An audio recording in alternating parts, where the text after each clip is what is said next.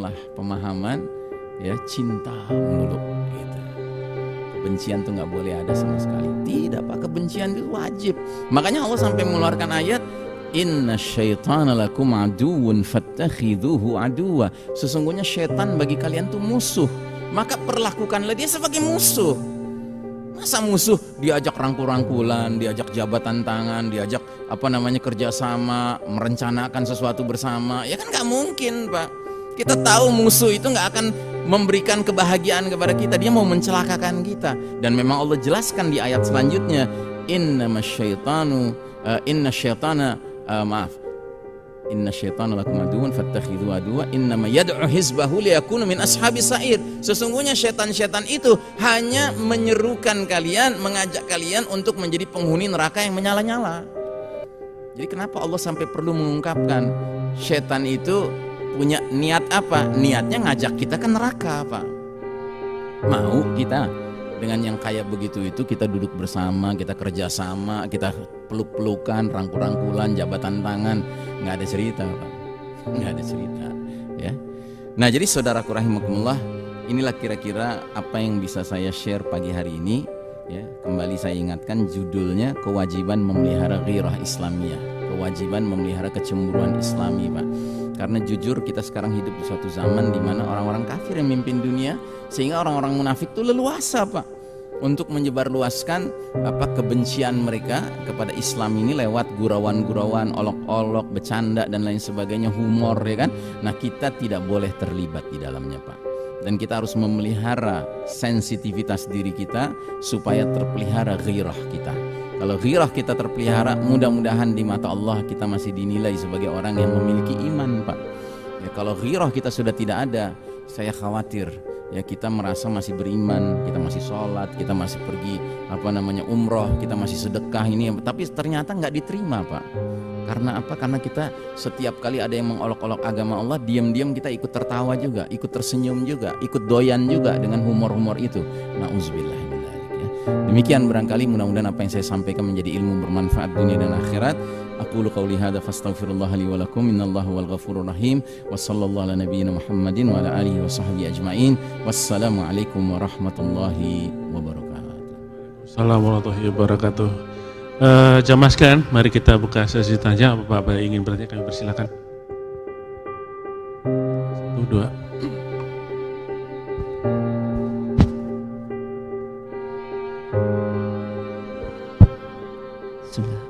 Assalamualaikum warahmatullahi wabarakatuh. Afan Ustaz, mau bertanya kaitannya konsep cinta dan benci karena Allah itu. Ketika kita melihat atau bertemu dengan kondisi ada suatu pihak yang katakanlah mengolok-olok agama Allah, tentunya itu pasti benci gitu ya sebagai seorang muslim. Tapi di sisi lain, bagaimana dalam kaitannya kita berdakwah gitu ya.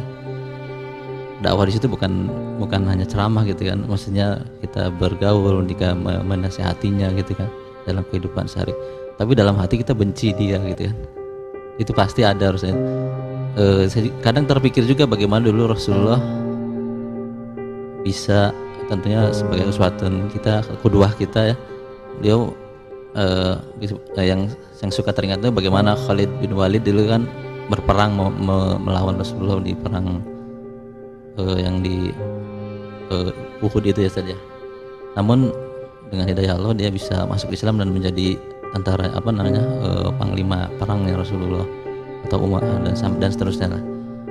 Dan juga banyak contoh-contoh yang lain gitu kan Ustaz, bagaimana yang tadinya jelas-jelas musuhnya Islam membenci, dan tentunya para sahabat juga membencinya, tapi bisa masuk dalam Islam. Bagaimana kita mempelajarinya, mentadaburinya dan bisa mengamalkannya gitu. Karena sulit itu Ustaz.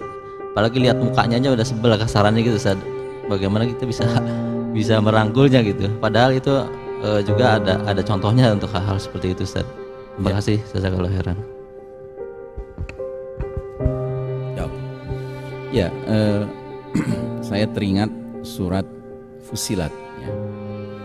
Di surat Fussilat itu Allah Ta'ala memuji orang-orang yang dalam bertutur kata itu mengandung unsur dakwah, mengandung unsur mengajak. Allah berfirman, "Wa man ahsanu qawlan mimman da'a ilallahi wa 'amila shalihan wa qala innani minal muslimin." Dan siapakah yang lebih baik ucapan-ucapannya daripada seseorang yang menyeru ke jalan Allah, ke Allah, ya, menyeru ke Allah, berdakwah, ya. Dan dia beramal soleh dan dia berkata, sesungguhnya aku ini termasuk golongan muslim. Nah, di ayat berikutnya Allah kemudian berfirman, wala tastawil hasanatu walas sayyi'ah, ya. Artinya ini, dan tidaklah sama kebaikan dengan kejahatan. Idfa' billati hiya ahsan fa idzal ladzi bainaka wa bainahu adawatun ka'annahu waliyyun hamim. Tolaklah kejahatan itu dengan cara yang lebih baik, sehingga orang yang ada rasa permusuhan antara kamu dengan dia akan menjadi seperti teman yang setia. Ya, ini sebenarnya rumusnya ini. Ya. Jadi memang ketika kita ingin melakukan kegiatan dakwah, ya, jadi kita berniat ingin berdakwah, senantiasa berdakwah, itu tidak sama dengan sekedar mau jadi orang beriman saja. Kalau mau jadi orang beriman standar, ya kan, kita belum tentu punya kesanggupan berdakwah. Tapi kalau kita ingin lebih meningkat, bisa berdakwah, ya kan, nggak cukup hanya kita memiliki standar keimanan itu. Dalam konteks mengolok-olok ini, kalau standar keimanan kan minimal ada kebencian, ada kemarahan, kan gitu. Nah, punya kebencian, kemarahan itu ketika ada orang mengolok-olok agama Allah, itu sudah alhamdulillah, Anda berarti sudah beriman. Tapi kalau Anda punya kemampuan untuk lebih tinggi lagi, bahkan si orang yang mengolok-olok ini Anda ingin balikkan hatinya supaya menjadi pembela Islam, supaya malah menjadi bagian dari orang beriman gitu ya, maka Anda dituntut untuk tidak sekedar bersabar, tetapi Anda dituntut untuk memiliki kiat-kiat berbicara dengan dia. Ini yang kemudian dikenal dengan istilah tadi, idfa billati hiya ahsan. Tolaklah kejahatan itu dengan cara yang lebih baik. Dan ini tidak ada kaitan dengan kita jadi pura-pura gitu. Lo pura-pura baik lo, gitu. Padahal dalam hati lo benci kan gitu. Memang harus benci Pak kita. Di hati kita tuh harus benci kita. Cuma karena kita tahu ini manusia yang bisa jadi hatinya dibolak-balikan sama Allah. Kalau kita sanggup mengendalikan kemarahan kita, sehingga kita tetap bisa berbicara dengan dia dengan tenang gitu ya, sehingga kita nanti dalam momen yang berbeda kita pelan-pelan bisa menyadarkan dia, itu yang terbaik, itu yang bagus, yang kalau memang bisa alhamdulillah. Dan Nabi kita tentunya paling prima dalam urusan seperti ini. Ya Masya Allah, Nabi kita di satu sisi geram ada, marah ada, tetapi di lain sisi selalu tampilannya tenang, nggak ada tampilannya yang kelihatan lepas kendali, tidak ada. Ya kurang lebih kayak Ustadz Felix Xiao gitulah. Gimana caranya dia, ya udah geram dia ngadepin si siapa tuh, si Fulan itu, ya kan, aktivis liberal itu, ya kan, tapi dia masih bisa senyum-senyum, gitu. Bahkan bisa ngangkat alis gitu.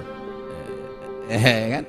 Wajah saya jadi teringat itu nanti orang-orang yang di depan neraka sudah mau dilemparkan, mereka tahu gini gue nggak begitu dulu, terus diangkat alis senyum-senyum kan gitu ya.